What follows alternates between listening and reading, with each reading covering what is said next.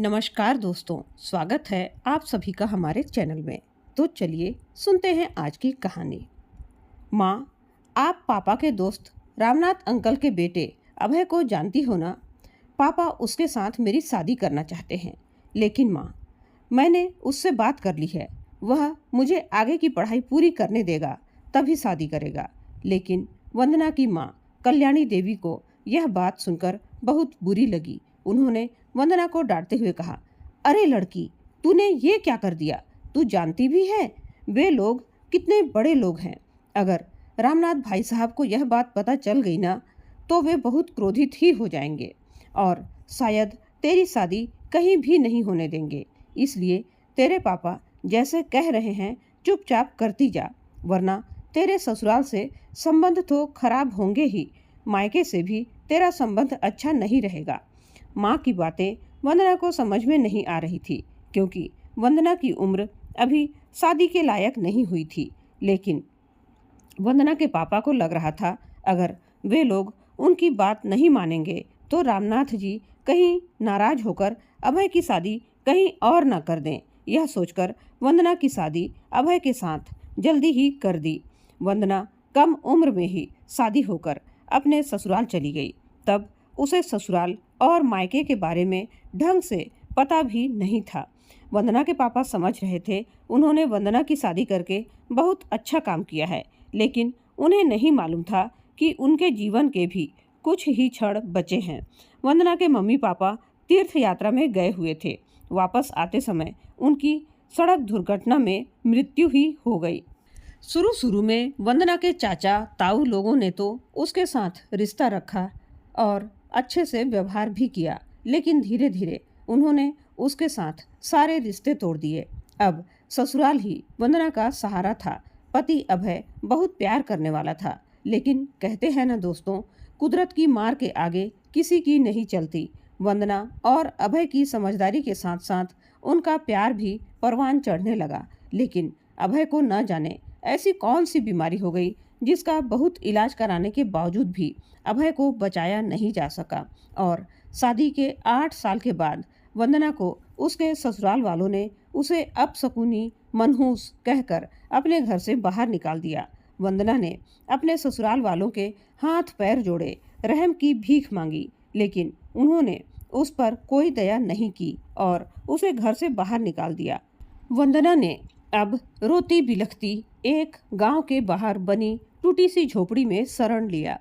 बरसात के दिनों में उसकी छत टपकती रहती थी और गर्मियों के दिनों में उसकी दीवारें आग की तरह तपती रहती थी। वैसे तो वंदना देखने में बहुत ही खूबसूरत थी। उसे देखकर कोई नहीं कह सकता था कि वह दुखी या गरीब होगी, लेकिन उसके अलावा उसकी सच्चाई को कोई नहीं जान पाता था। उसकी बड़ी बड़ी सुंदर आंखें थी, लंबे काले बाल, गोरा रंग और चेहरे पर ऐसी सादगी थी जो किसी अजनबी को भी अपनी ओर आकर्षित किए बिना न रह सके। लेकिन उसकी आंखों की गहराई में हमेशा एक अधूरापन झलकता था जिसे कोई नहीं देख पाता था। वह अधूरापन उसके पति के चले जाने का था। जब से उसके पति की मृत्यु हुई थी, मानो उसकी दुनिया ही उजड़ गई थी। जो लोग पहले उसे सांत्वना दिया करते थे, उसके सुख दुख में साथ देने का वादा किया करते थे, वही लोग अब उससे दूरी बना लिए थे। परिवार और रिश्तेदार के लोगों ने मदद के नाम से मुंह फेर लिया था। अब तो वे लोग उसकी तरफ देखना तक पसंद नहीं करने लगे। समाज के लोग भी उसे एक बेसहारा, बेचारी विधवा महिला के रूप में हीन दृष्टि से देखने लगे। अब लोगों ने वंदना के बारे में यह धारणा बना ली थी कि उसे लोगों के रहमो करम पर जीना पड़ेगा। अब उसे एक एक टुकड़े के लिए तरसना पड़ेगा। लेकिन वंदना ने भीख मांगना या किसी का एहसान लेना स्वीकार नहीं किया। उसने हार नहीं माना। उसने अपने दुखों को अपने मन के किसी कोने में कैद करके आगे बढ़ने का साहस जुटाया और मेहनत और खुद पर विश्वास करना सीख लिया और ईमानदारी को अपना साथी बना लिया। हर सुबह सूरज निकलने से पहले वह उठ जाती, गांव के बड़े घरों में काम करती, किसी के कपड़े धोती, किसी के घर की सफाई करती और शाम को थकी हुई अपनी झोपड़ी में लौट आती।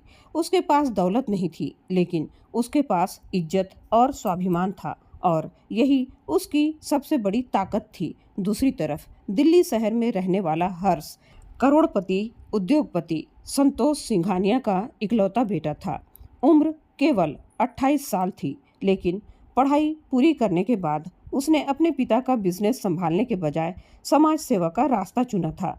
करोड़ों की संपत्ति, आलीशान बंगला, महंगी गाड़ियां और हर तरह की सुख सुविधा उसके पास मौजूद थी, लेकिन फिर भी उसे उन चीज़ों से कभी खुशी नहीं मिलती थी। उसे लोगों की मदद करके सुकून मिलता था।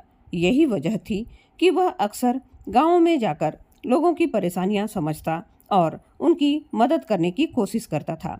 एक दिन वह अपने एक सामाजिक अभियान के सिलसिले में उसी गांव पहुंचा जहां वंदना रहती थी। गांव के लोगों से बातचीत करते करते उसकी नज़र दूर खड़ी एक झोपड़ी पर पड़ी। उसी समय उसने देखा कि एक महिला सिर पर पानी का घड़ा रखे धीरे धीरे अपनी झोपड़ी की तरफ बढ़ रही है। वो वंदना थी। हर्ष की नज़र जैसे ही उस पर पड़ी तो वह कुछ पल के लिए उसे देखता रह गया। उसकी खूबसूरती से ज़्यादा उसे उसके चेहरे पर दिखाई देने वाला संघर्ष आकर्षित कर रहा था। ऐसा लग रहा था जैसे वह मुस्कुराना तो जानती है, लेकिन जिंदगी ने उसकी मुस्कान कहीं छीन ली हो। वंदना ने भी उसे देखा, लेकिन ज़्यादा ध्यान नहीं दिया और अपने काम में लग गई। हर्ष वहाँ से चला तो गया, लेकिन उसका मन बार बार उसी झोपड़ी और उसी महिला के बारे में सोचने लगा। अगले दिन वह फिर गांव पहुंचा और इस बार सीधे वंदना की झोपड़ी के सामने जाकर खड़ा हो गया। उस समय वंदना कुछ पुराने कपड़ों की सिलाई कर रही थी। उसने सामने खड़े युवक को देखा और पूछा कि आपको किसी से मिलना है क्या?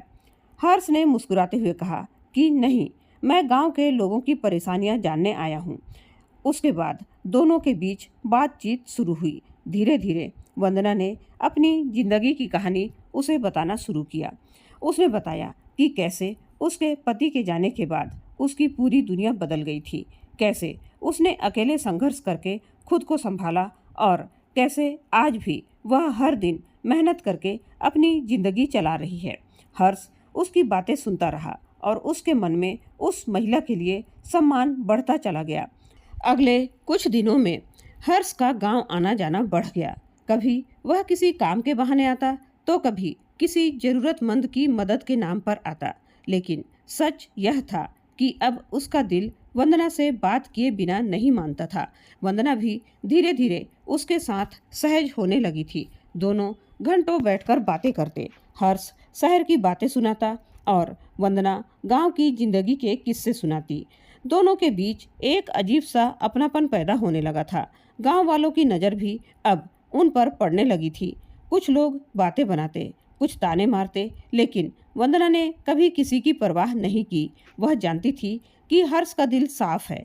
एक शाम जब सूरज डूब रहा था और आसमान लाल रंग से भर गया था, तब हर्ष झोपड़ी के बाहर बैठा हुआ था। उसने अचानक वंदना से पूछा कि क्या तुम्हें कभी अकेलापन महसूस नहीं होता?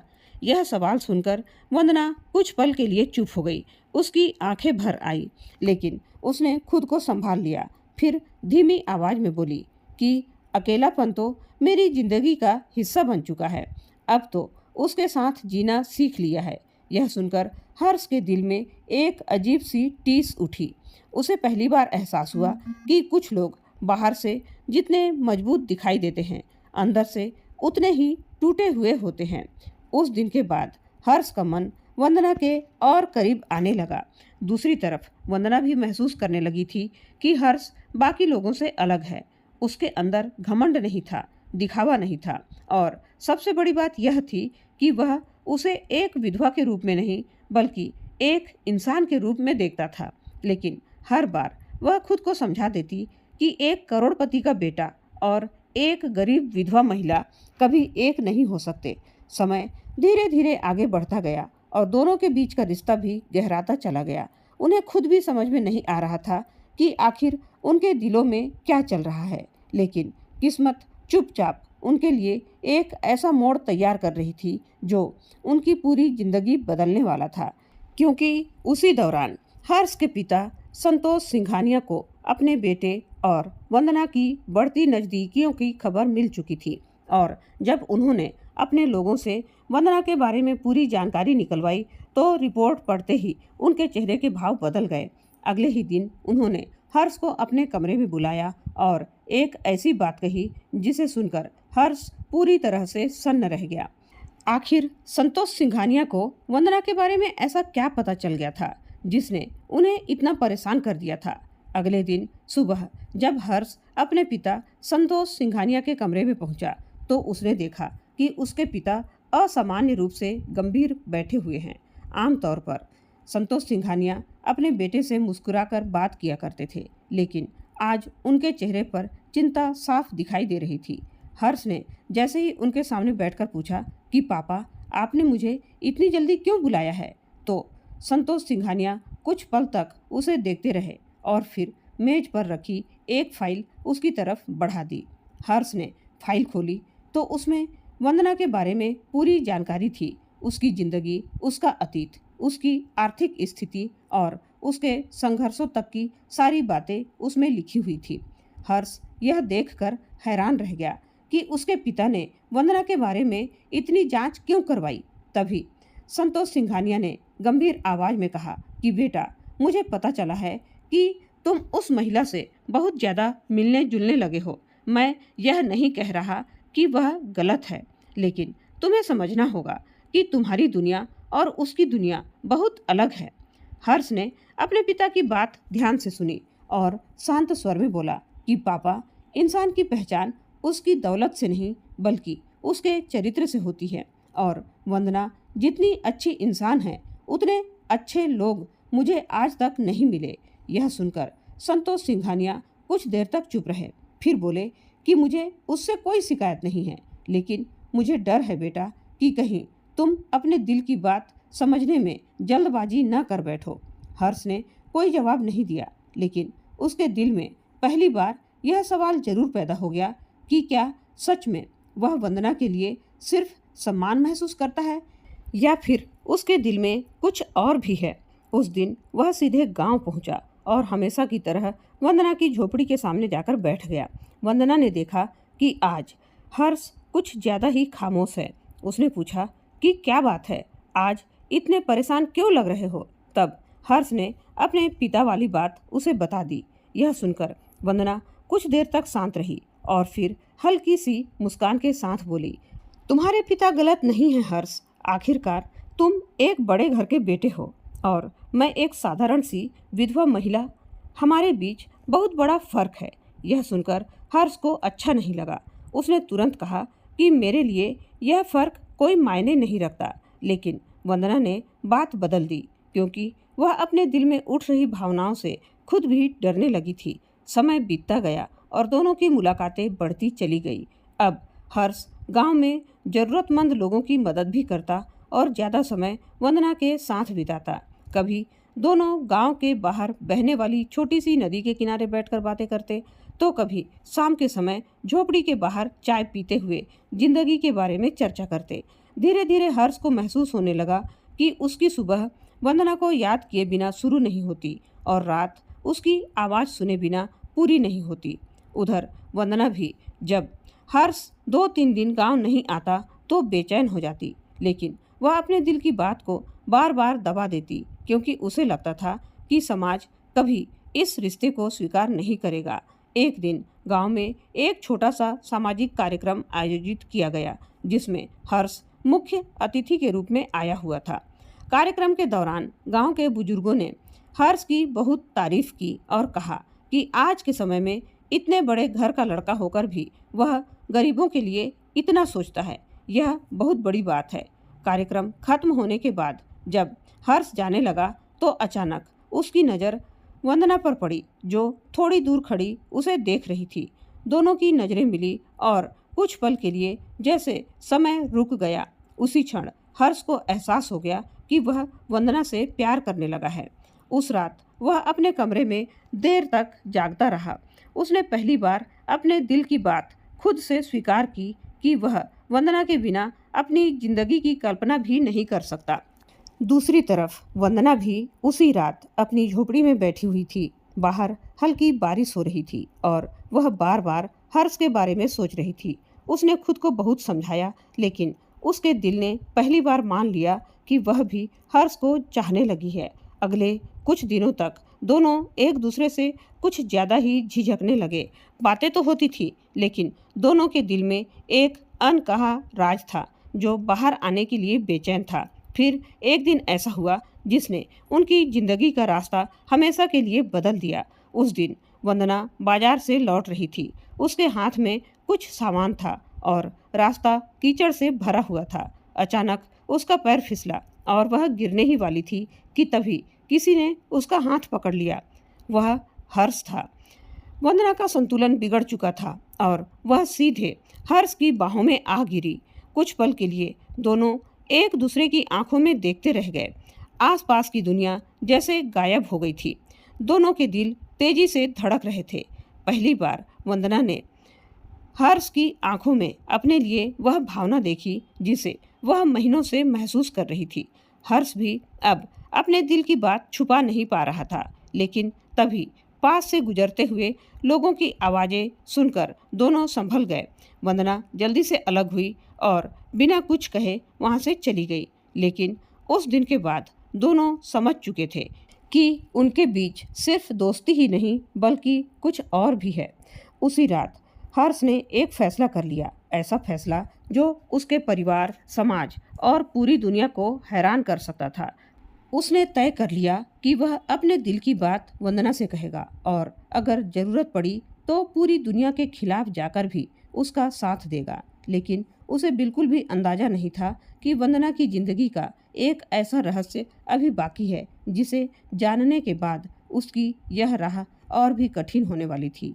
आखिरकार वंदना के अतीत में ऐसा कौन सा सच छुपा था जो अब तक किसी को पता नहीं था।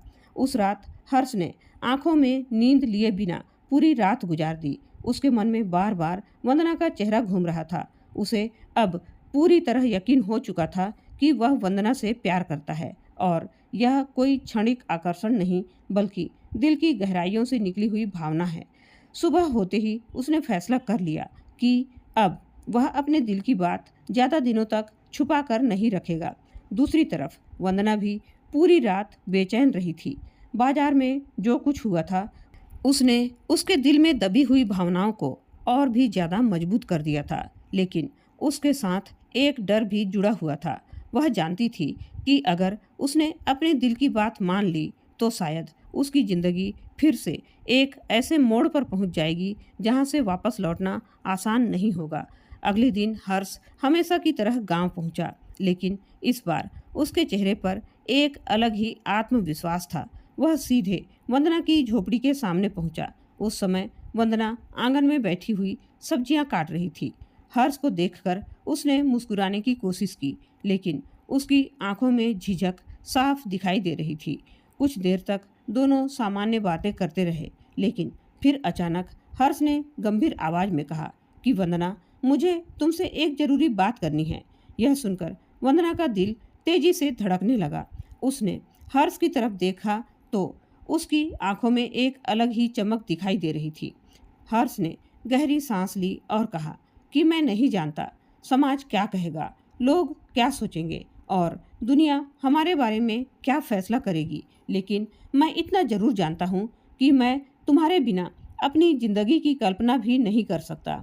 मैं तुमसे प्यार करता हूँ वंदना, और मैं चाहता हूँ कि तुम मेरी जिंदगी का हिस्सा बनो। यह सुनते ही वंदना जैसे पत्थर की मूर्ति बन गई। उसकी आंखें भर आई। वह महीनों से इस पल की कल्पना कर रही थी, लेकिन जब वह पल सच में उसके सामने आया तो उसके पास कोई शब्द नहीं थे। वह कुछ देर तक खामोश रही, फिर धीरे से बोली, हर्ष, तुम्हें नहीं पता तुम क्या कह रहे हो। मैं तुमसे उम्र में बड़ी हूँ, मैं एक विधवा हूँ, मैं गरीब हूँ और तुम एक करोड़पति परिवार से हो। तुम्हारे लिए मुझसे कई बेहतर लड़कियां मिल सकती हैं। लेकिन हर्ष ने उसकी बात बीच में ही रोक दी और कहा कि मुझे इनमें से किसी भी बात से कोई फर्क नहीं पड़ता। मुझे सिर्फ तुमसे फर्क पड़ता है। तुम्हारा दिल कैसा है, तुम्हारा स्वभाव कैसा है, और तुम कैसी इंसान हो, मेरे लिए यही मायने रखता है। वंदना की आंखों से आंसू बहने लगे।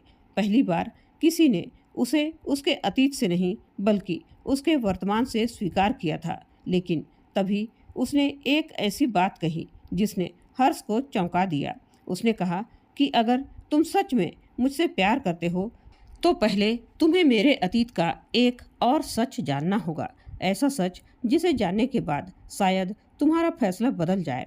हर्ष ने तुरंत कहा कि चाहे जो भी हो मैं सुनना चाहूँगा। तब वंदना ने अपनी जिंदगी का वह अध्याय खोलना शुरू किया जिसे उसने वर्षों से अपने दिल में दफन कर रखा था। उसने बताया कि उसकी शादी बहुत कम उम्र में हो गई थी। शुरुआत में सब कुछ ठीक था, लेकिन उसका पति बहुत बीमार रहने लगा था। उसने अपने पति की सेवा में दिन रात एक कर दिए थे। उसने अपने सारे गहने तक बेच दिए थे ताकि उसका इलाज हो सके, लेकिन आखिरकार वह उसे बचा नहीं पाई। पति के जाने के बाद समाज ने उसे दोषी ठहराना शुरू कर दिया। कुछ लोगों ने कहा कि उसकी किस्मत ही खराब है, कुछ ने कहा कि वह अपशकुनी है। यहाँ तक कि उसके अपने रिश्तेदारों ने भी उससे दूरी बना ली थी। लेकिन यह तो सिर्फ कहानी का एक हिस्सा था। उसके बाद वंदना ने जो बताया उसने हर्ष को अंदर तक हिलाकर रख दिया। उसने कहा कि पति की मौत के बाद उसके ससुराल वालों ने उसे घर से निकाल दिया था। उसके पास रहने के लिए कोई जगह नहीं थी। कई रातें उसने मंदिरों की सीढ़ियों पर बैठकर काटी थी। कई दिनों तक उसे भरपेट खाना तक नहीं मिला था, लेकिन उसने कभी किसी के सामने हाथ नहीं फैलाया। उसने मेहनत की, संघर्ष किया और अपनी जिंदगी को दोबारा खड़ा किया। यह सुनकर हर्ष की आंखें नम हो गई।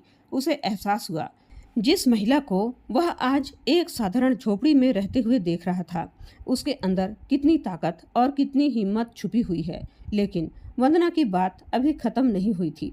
उसने कहा कि यह सब सुनकर भी अगर तुम मुझे स्वीकार कर सकते हो तो एक और बात है जो तुम्हें जाननी चाहिए। यह बात सुनते ही हर्ष ध्यान से उसकी तरफ देखने लगा। वंदना ने कांपती हुई आवाज में कहा कि मेरे पति के जाने के पहले उन्होंने मुझे एक ऐसी जिम्मेदारी सौंपी थी जिसे मैं आज तक निभा रही हूँ, और उसी जिम्मेदारी की वजह से मैंने कभी दूसरी शादी के बारे में सोचा तक नहीं।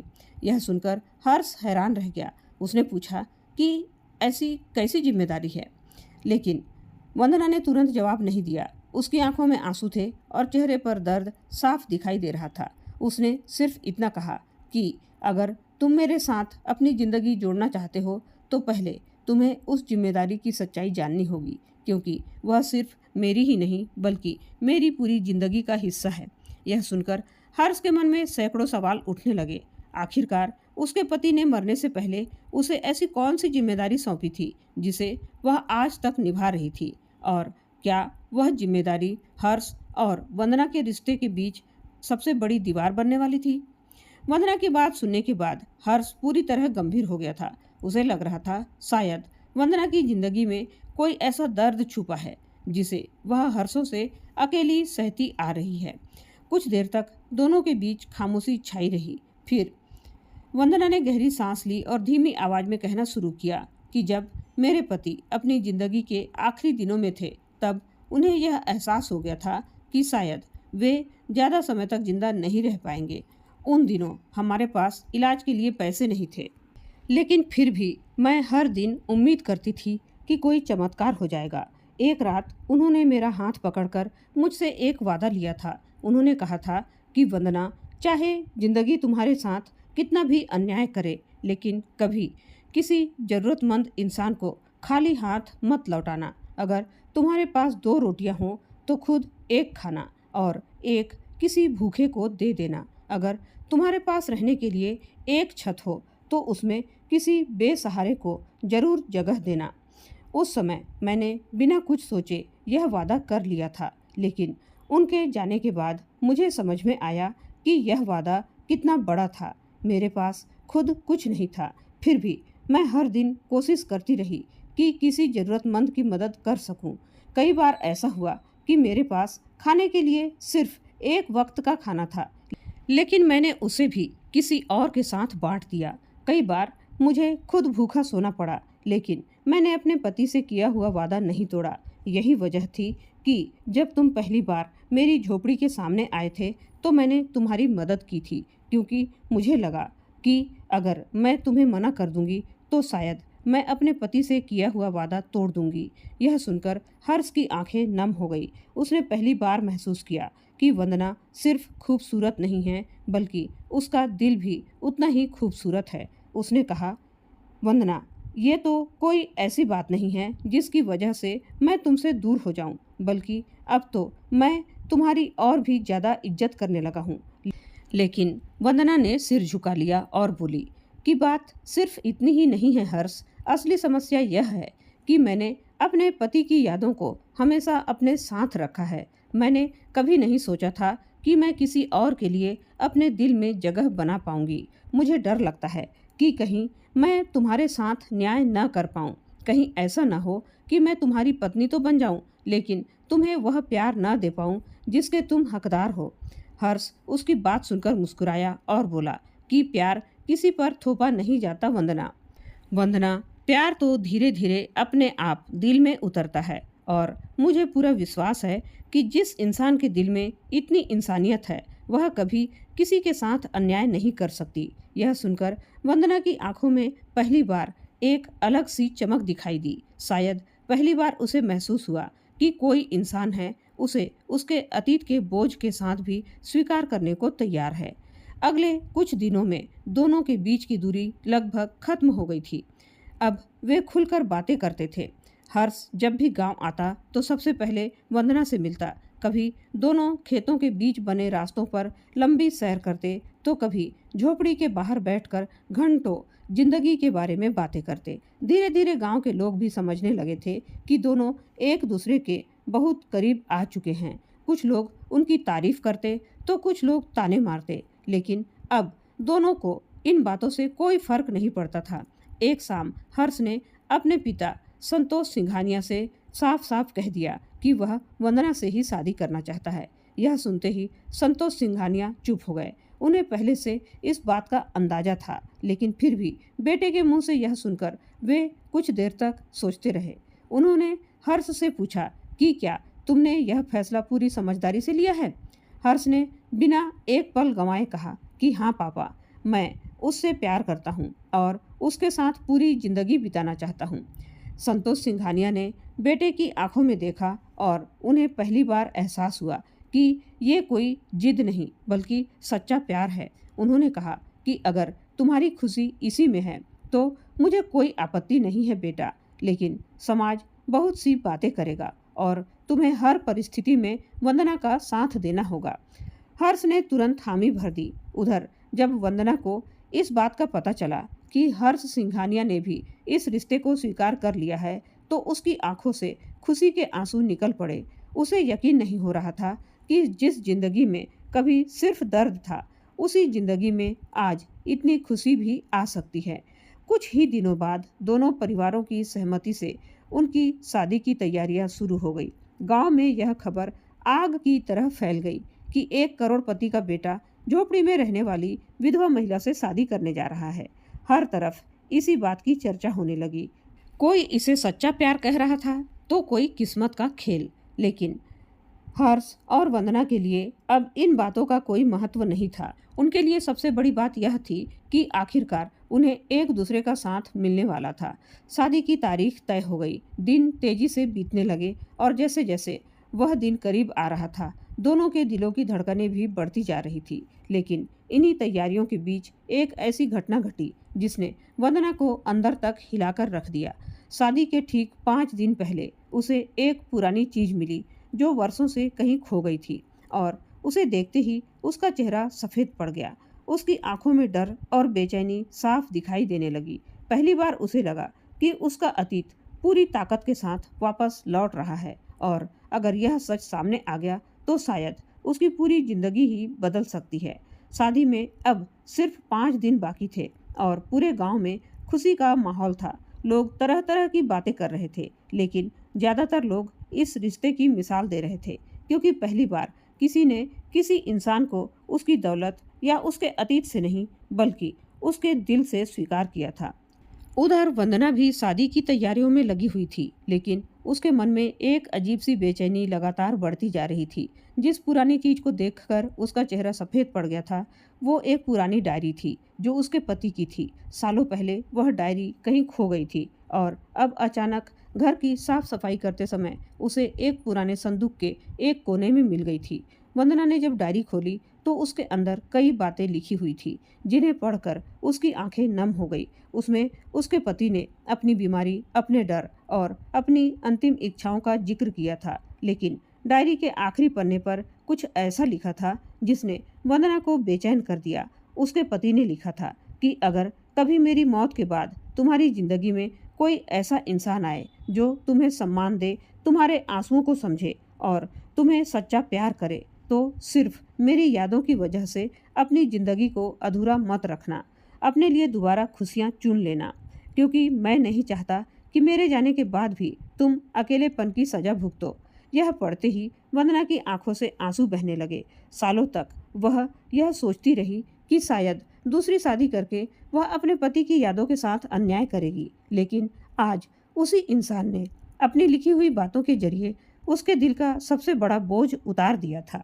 फिर भी उसके मन में एक डर था। उसे डर था कि कहीं लोग ये न सोच ले कि उसने अपने अतीत को भुला दिया है। उसी शाम जब हर्ष उससे मिलने आया तो उसने उसे वह डायरी दिखाई। हर्ष ने पूरी डायरी ध्यान से पढ़ी और पढ़ने के बाद कुछ पल तक चुप रहा। फिर उसने वंदना का हाथ पकड़कर कहा कि तुम्हारे पति बहुत अच्छे इंसान रहे होंगे, क्योंकि जो इंसान अपने जाने के बाद भी अपने साथी की खुशियों के बारे में सोचता है, उसका दिल बहुत बड़ा होता है। यह सुनकर वंदना की आंखें फिर से भर आई, लेकिन इस बार उसके आंसुओं में दर्द नहीं बल्कि सुकून था।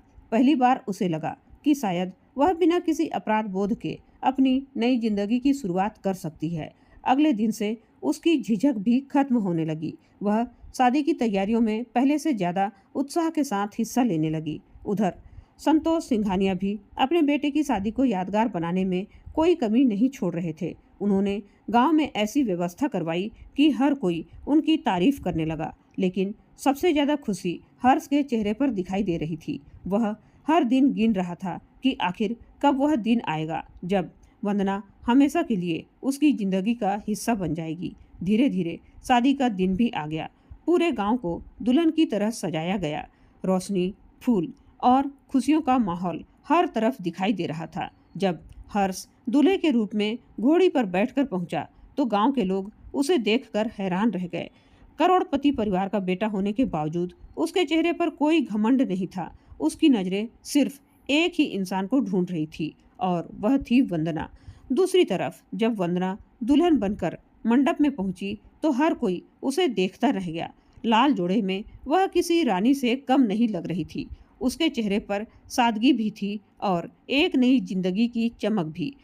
शादी की रस्में शुरू हुई और कुछ ही घंटों में दोनों 7 फेरों के बंधन में बंध गए। जब हर्ष ने वंदना की मांग में सिंदूर भरा तो उसकी आंखों से खुशी के आंसू बह निकले। उसे यकीन नहीं हो रहा था कि जिस महिला ने अपनी जिंदगी का इतना बड़ा हिस्सा अकेलेपन और संघर्ष में बिताया था, आज वही महिला फिर से अपने जीवन की नई शुरुआत कर रही है। शादी के बाद जब विदाई का समय आया तो गांव के बहुत से लोगों की आंखें नम थी। वंदना अपनी झोपड़ी को आखिरी बार देख रही थी। वही झोपड़ी जिसने उसके संघर्ष देखे थे, उसके आंसू देखे थे और उसके अकेलेपन की गवाह रही थी। लेकिन आज वह वहां से दुखी होकर नहीं बल्कि खुश होकर जा रही थी, क्योंकि अब उसके पास एक ऐसा साथी था जिसने उसे उसके हर रूप में स्वीकार किया था।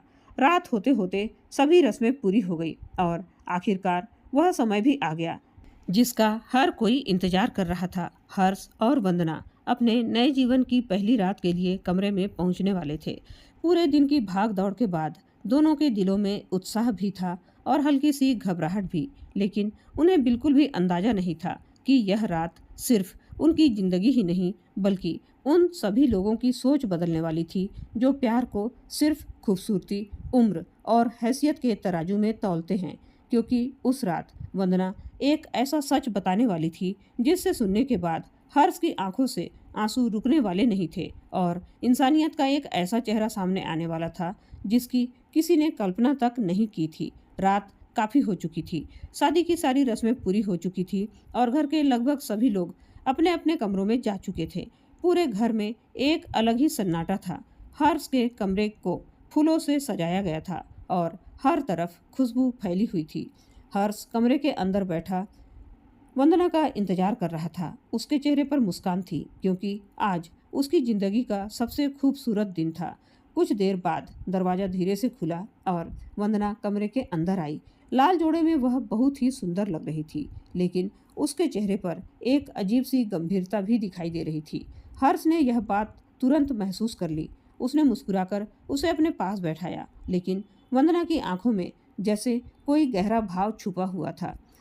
कुछ पल तक दोनों चुप बैठे रहे। फिर वंदना ने धीरे से कहा कि हर्ष, आज मैं तुम्हें एक ऐसी बात बताना चाहती हूँ जो शायद मुझे पहले बता देना चाहिए था। यह सुनकर हर्ष थोड़ा हैरान हुआ, लेकिन उसने प्यार से कहा कि वंदना, अब हमारे बीच कोई राज नहीं होना चाहिए। जो भी बात है खुलकर कहो।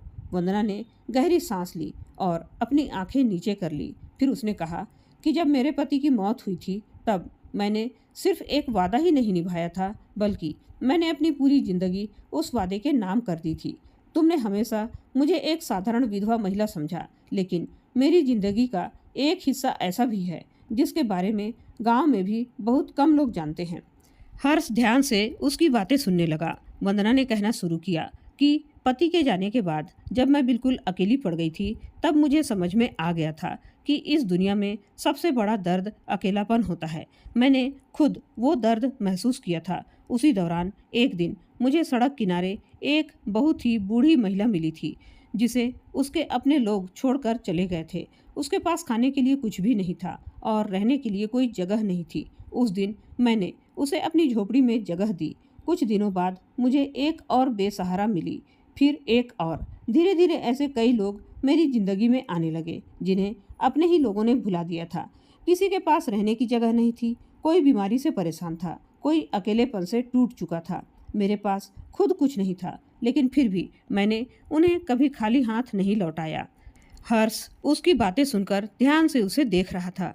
वंदना की आंखें भर आई थी। उसने कहा कि पिछले 5 सालों में मैंने अपनी कमाई का एक एक रुपया बचाकर ऐसे लोगों की मदद की है। कई बार मैंने खुद पुराने कपड़े पहने, लेकिन किसी ज़रूरतमंद के लिए दवा खरीद ली। कई बार मैंने अपनी ज़रूरतें छोड़ दी, लेकिन किसी भूखे को खाना खिला दिया। मेरे पास बैंक बैलेंस नहीं है हर्ष, मेरे पास सोना चांदी नहीं है, मेरे पास कोई बड़ी संपत्ति भी नहीं है, क्योंकि जो कुछ भी था वह सब मैं उन लोगों पर खर्च करती रही जिन्हें दुनिया ने भुला दिया था। यह सुनते ही हर्ष की आंखें नम होने लगी, लेकिन वंदना अभी रुकी नहीं। उसने अपने बिस्तर के नीचे रखा एक पुराना बैग निकाला। उस बैग में कई कागजात थे। उसने वे कागजात हर्ष के हाथ में रख दिए। हर्ष ने जब उन्हें पढ़ा तो उसके होश उड़ गए। वे सभी दस्तावेज उन लोगों के थे जिनकी मदद वंदना वर्षों से कर रही थी। किसी की दवाइयों का खर्च, किसी के रहने की व्यवस्था, किसी के इलाज का रिकॉर्ड। हर जगह वंदना का नाम था, लेकिन कहीं भी उसने अपनी पहचान सामने नहीं आने दी थी। गांव वाले उसे सिर्फ एक गरीब विधवा समझ रहे थे, लेकिन सच्चाई यह थी कि वह चुपचाप इंसानियत की सबसे बड़ी मिसाल बन चुकी थी। वंदना ने रोते हुए कहा कि मुझे डर था कि अगर तुम यह सब जान जाओगे तो शायद मुझे पागल समझोगे, शायद तुम सोचोगे कि मैं अपने भविष्य के बारे में नहीं सोचती। मैंने कभी पैसे जोड़ने की कोशिश नहीं की, क्योंकि मुझे हमेशा लगता था कि अगर मेरे पास एक रोटी ज़्यादा है तो वह किसी भूखे के काम आ सकती है। अगर मेरे पास रुपये ज़्यादा हैं तो किसी ज़रूरतमंद की दवा खरीदी जा सकती है। मैं बस यही करती रही। यह सुनकर हर्ष कुछ पल तक बिल्कुल चुप बैठा रहा। उसकी आंखों में आंसू आ चुके थे। उसने कभी सपने में भी नहीं सोचा था कि जिस महिला से वह प्यार करता है उसके अंदर इतनी बड़ी इंसानियत छुपी हुई है। धीरे धीरे वह अपनी जगह से उठा और वंदना के सामने घुटनों के बल बैठ गया। उसने उसके हाथ अपने हाथों में लिए और कहा कि आज तक मैंने बहुत अमीर लोगों को देखा है वंदना, लेकिन तुमसे ज़्यादा अमीर इंसान मैंने कभी नहीं देखा। करोड़ों रुपये होने के बावजूद लोग अपने लिए जीते हैं, लेकिन तुमने अपने पास कुछ न होते हुए भी दूसरों के लिए जीना चुना। आज मुझे तुम पर पहले से भी ज़्यादा गर्व हो रहा है। यह सुनते ही वंदना फूट फूट कर रोने लगी। वर्षों का दर्द, अकेलापन और डर जैसे उसकी आंखों से बह निकला। हर्ष ने उसे संभाला और पहली बार उसे यह एहसास दिलाया कि अब वह अकेली नहीं है। उस रात दोनों ने घंटों बातें की, लेकिन उन बातों में सिर्फ प्यार नहीं था, उनमें इंसानियत थी, त्याग था और एक दूसरे के प्रति सम्मान था। हर्ष ने उसी रात एक फैसला लिया जिसने आगे चलकर हजारों लोगों की जिंदगी बदल दी। उसने तय कर लिया कि अब वंदना का यह मिशन सिर्फ वंदना का ही नहीं रहेगा, बल्कि वह भी उसमें उसका पूरा साथ देगा। लेकिन उसे बिल्कुल भी अंदाजा नहीं था कि अगले ही दिन जब वह वंदना के साथ उन लोगों से मिलने जाएगा जिनकी मदद वह वर्षों से करती आ रही थी, तब वहाँ एक ऐसा दृश्य उसका इंतजार कर रहा होगा जिसे देखकर उसकी आंखों से आंसू अपने आप बह निकलेंगे और उसे समझ में आएगा कि असली दौलत आखिर होती क्या है। अगली सुबह जब हर्ष की आंखें खुली तो उसके मन में वंदना के लिए सम्मान पहले से भी कई गुना ज़्यादा बढ़ चुका था। रात भर वह यह सोचता रहा कि जिस महिला को दुनिया एक साधारण गरीब विधवा समझती रही, वह वास्तव में कितनी बड़ी इंसान थी। न उसने कभी अपनी भलाई का ढिंढोरा पीटा, न कभी उसके बदले कुछ मांगा। उसने बस चुपचाप लोगों की मदद की और इंसानियत को अपना धर्म मानकर जीती रही। सुबह वंदना ने जब उससे कहा कि अगर तुम चाहो तो आज मैं तुम्हें उन लोगों से मिला सकती हूँ जिनकी मदद मैं बरसों से कर रही हूँ, तो हर्ष तुरंत तैयार हो गया। दोनों साधारण से कपड़े पहनकर गांव और आसपास के इलाकों की तरफ निकल पड़े। सबसे पहले वंदना उसे एक छोटे से मकान में ले गई जहां एक बुजुर्ग दंपत्ति रह रहे थे। उनकी उम्र काफ़ी ज़्यादा हो चुकी थी और उनका कोई अपना उनके साथ नहीं था। जैसे ही उन्होंने वंदना को देखा, उनके चेहरे खिल उठे। वे उसे अपनी बेटी की तरह आशीर्वाद देने लगे। हर्ष हैरानी से यह सब देख रहा था। कुछ देर बाद उसे पता चला कि पिछले 4 सालों से उन दोनों की दवाइयों का खर्च वंदना ही उठा रही है। उसके बाद वह उसे एक दूसरे घर में ले गई जहां एक बीमार महिला रहती थी जिनकी देखभाल करने वाला कोई नहीं था। वहां भी वंदना को देखकर उस महिला की आंखों में खुशी आ गई।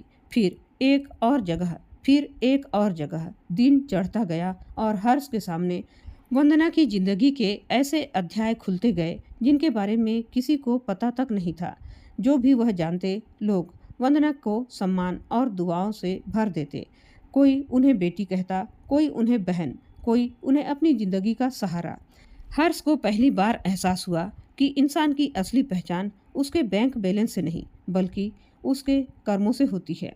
दोपहर तक उसका दिल भावनाओं से भर चुका था। जब दोनों वापस लौट रहे थे तो हर्ष ने वंदना की तरफ देखा और कहा कि तुमने कभी मुझे यह सब क्यों नहीं बताया।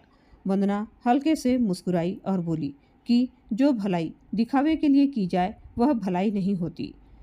हर्ष, मैं जो करती थी अपने मन की शांति के लिए करती थी। अगर लोग जान जाते तो शायद मेरी नीयत पर भी सवाल उठाते। यह सुनकर हर्ष ने महसूस किया कि वंदना की सोच कितनी गहरी है। उसी शाम जब दोनों घर लौटे तो संतोष सिंघानिया ने देखा कि हर्ष असामान्य रूप से शांत है। उन्होंने उससे कारण पूछा तो हर्ष ने सारी बात बता दी। बेटे की बात सुनकर हर्ष सिंघानिया भी कुछ देर तक चुप बैठे रहे। फिर उन्होंने कहा, बेटा, मैं जीवन भर पैसा कमाता रहा, लेकिन आज मुझे महसूस हो रहा है कि असली कमाई तो वह है जो इंसान लोगों के दिलों में राज करता है। उसी समय हर्ष के मन में एक नया विचार आया। उसने कहा कि अगर वंदना अकेले इतने लोगों की जिंदगी बदल सकती है तो हम तो सब मिलकर ना जाने कितने लोगों की मदद कर सकते हैं। संतोष सिंघानिया को भी यह विचार पसंद आया। अगले कुछ दिनों तक घर में इसी विषय पर चर्चा होती रही। वंदना को पहले तो यह सब सुनकर संकोच हुआ, क्योंकि उसे हमेशा पर्दे के पीछे रहकर काम करने की आदत थी। लेकिन जब हर्ष ने उसको समझाया, अगर उसके भाव और इंसानियत को बड़े स्तर पर पहुंचाया जाए तो हजारों लोगों को फायदा मिल सकता है, तभी वह धीरे धीरे तैयार हो गई।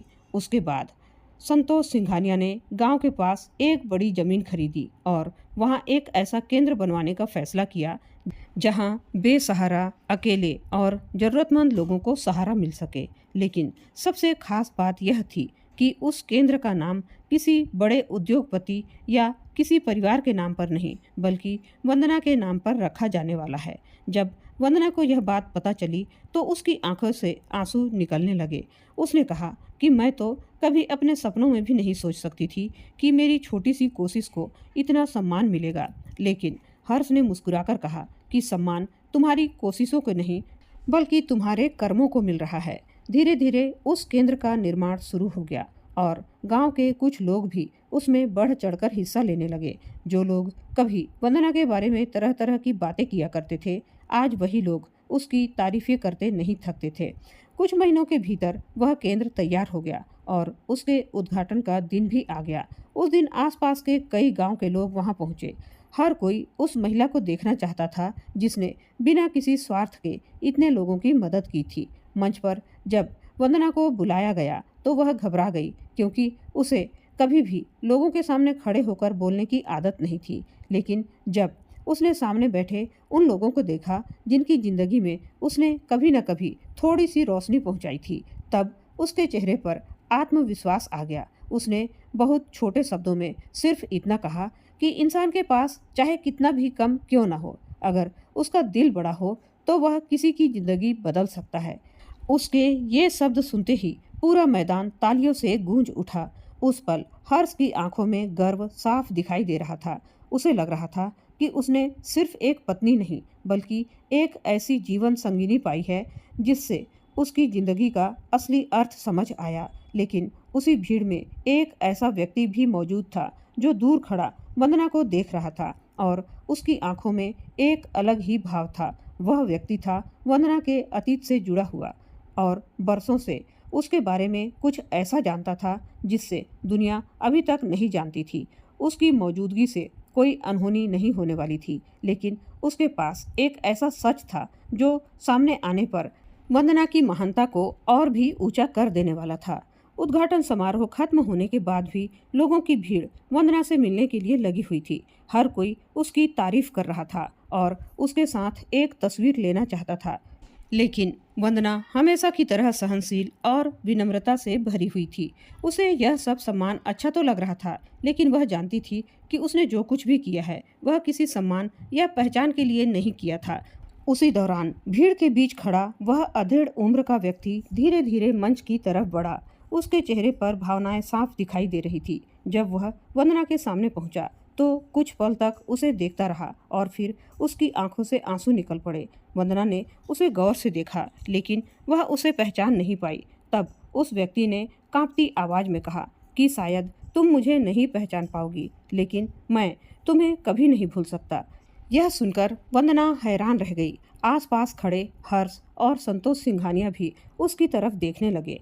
उस व्यक्ति ने धीरे धीरे अपनी बात कहना शुरू की और कहा कि लगभग 4 साल पहले मैं तुम्हारी तरह टूट चुका था। मेरे पास रहने की जगह नहीं थी, खाने के लिए पैसे नहीं थे और मैं जिंदगी से हार चुका था। उसी समय मैंने फैसला कर लिया था कि आज जीने का कोई मतलब नहीं बचा था। लेकिन उसी दौरान मेरी मुलाकात तुमसे हुई थी। तुमने मुझे खाना खिलाया, रहने की जगह दिलवाई और सबसे बड़ी बात यह कि मुझे फिर से खुद पर भरोसा करना सिखाया। उस समय तुमने मुझे अपना नाम तक नहीं बताया था। तुमने बस इतना कहा था कि जिंदगी कभी खत्म नहीं होती, बस रास्ते बदलते हैं। उसी दिन के बाद मैंने दोबारा मेहनत शुरू की और आज मैं अपने पैरों पर खड़ा हूँ। यह कहते कहते उसकी आवाज़ भर्रा गई। उसने आगे कहा कि यहाँ मौजूद बहुत से लोग तुम्हारी कुछ कहानियाँ जानते हैं, लेकिन एक बात ऐसी है जो शायद कोई नहीं जानता।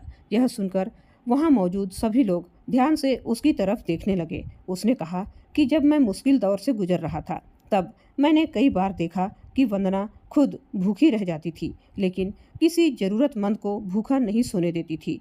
कई बार उसके पास खुद के लिए दवा खरीदने के पैसे नहीं होते थे, लेकिन वह किसी और की दवा जरूर दिलाती थी। उसने कभी अपने संघर्षों का जिक्र नहीं किया था, क्योंकि उसे हमेशा दूसरों की चिंता रहती थी। यह सुनते ही वहाँ मौजूद लोगों की आंखें नम होने लगी। हर्ष भी भावुक हो गया। उसे लगा कि वह वंदना के बारे में बहुत कुछ जान चुका है, लेकिन आज भी उसके व्यक्तित्व की नई परतें सामने आ रही थी। उस व्यक्ति ने फिर अपनी जेब से एक पुराना लिफाफा निकाला और वंदना को देते हुए कहा कि ये तुम्हारे लिए है।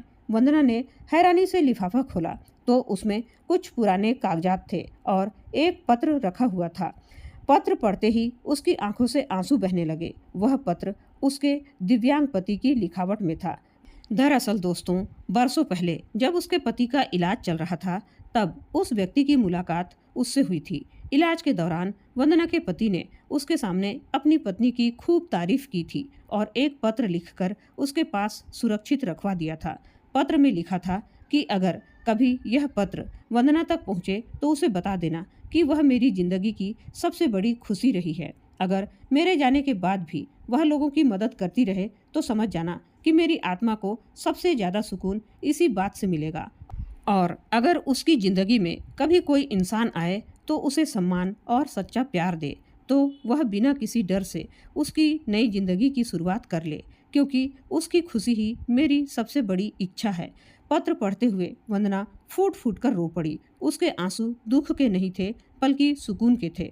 उसे ऐसा महसूस हो रहा था जैसे बरसों बाद उसके दिल का आखिरी बोझ भी उतर गया हो। हर्ष ने उसके कंधे पर हाथ रखा, उसकी आंखों में देखकर मुस्कुराया। उसे उसकी मुस्कान में प्यार भी था, सम्मान भी और साथ निभाने वाला वादा भी था। वहां मौजूद लगभग हर व्यक्ति की आंखें नम थी। संतोष सिंघानिया ने आगे बढ़कर वंदना से कहा कि बेटी, आज तुमने हम सबको सिखा दिया कि इंसान की असली पहचान उसके कपड़ों या घर बैंक बैलेंस से नहीं, बल्कि उसके दिल से होती है। उस दिन के बाद वंदना और हर्ष ने मिलकर उस सेवा केंद्र को आगे बढ़ाया और धीरे धीरे वहां दूर दूर से लोग आने लगे। किसी को सहारा मिला, किसी को उम्मीद मिली और किसी को जिंदगी में आगे बढ़ने की प्रेरणा। वंदना की झोपड़ी भले ही अब पीछे छूट चुकी थी, लेकिन उसने अपनी सादगी कभी नहीं छोड़ी। वह आज भी लोगों से उसी प्यार और अपनेपन के साथ मिलती थी जैसे पहले मिला करती थी। हर्ष भी हमेशा उसके साथ खड़ा रहता था और हर फैसले में उसका साथ देता था। समय बीतता गया और उसकी जिंदगी खुशियों और सम्मान और संतोष से भरती चली गई। लोगों के लिए यह कहानी सिर्फ एक गरीब विधवा और करोड़पति के बेटे की शादी की कहानी नहीं रही, बल्कि यह उस सच्चाई की मिसाल बन गई कि इंसानियत सबसे बड़ी दौलत होती है। जिसने दूसरों के लिए जीना सीख लिया, वह दुनिया का सबसे अमीर इंसान बन जाता है। वंदना ने कभी धन नहीं जोड़ा, लेकिन उसने दुआएं जोड़ी और वही दुआएं उसकी जिंदगी की सबसे बड़ी पूंजी बन गई।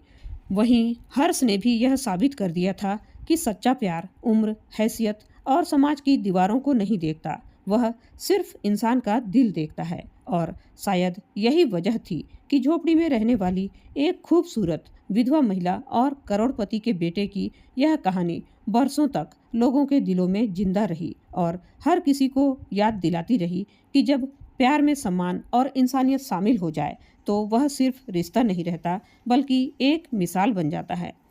तो दोस्तों, यह थी हमारी आज की कहानी। अगर आपको यह कहानी पसंद आई हो तो वीडियो को लाइक करें, अपने दोस्तों और परिवार के साथ शेयर करें। चैनल में पहली बार आए हैं तो सब्सक्राइब जरूर करें। धन्यवाद।